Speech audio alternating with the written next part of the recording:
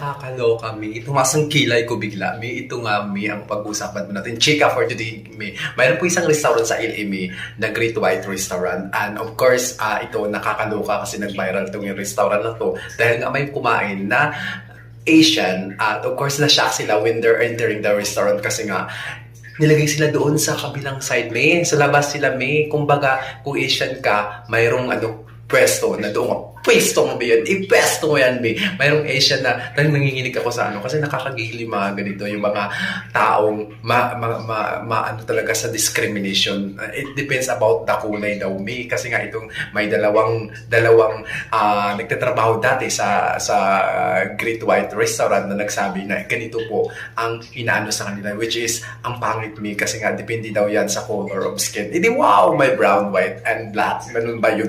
Ganun pa yun, Great White Restaurant. Nakakaloka. Management directed her to treat people of color differently. If Asian guests came in, we were told to seat them outside.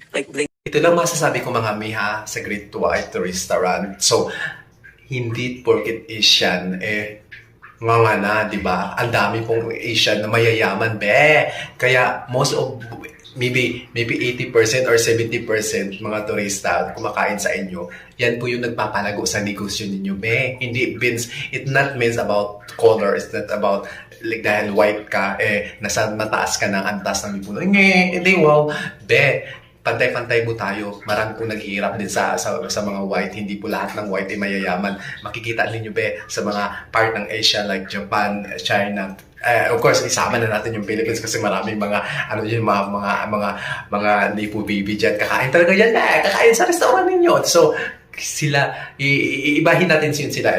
Ano natin yung talagang pag-upunto natin, pag-uusapan na hindi porket Asian, be, hindi makaka-afford, be. Talagang sila yung nagpapalago sa negosyo.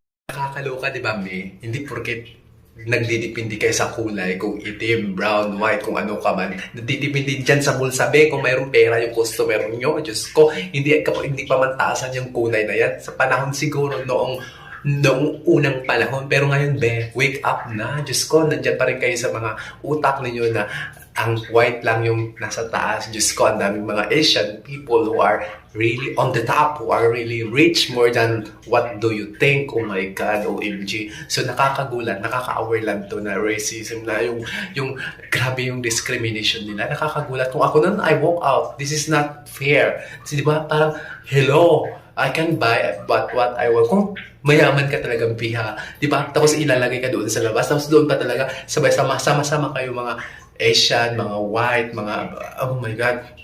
Naman nakakaloka yung ganong sistema ng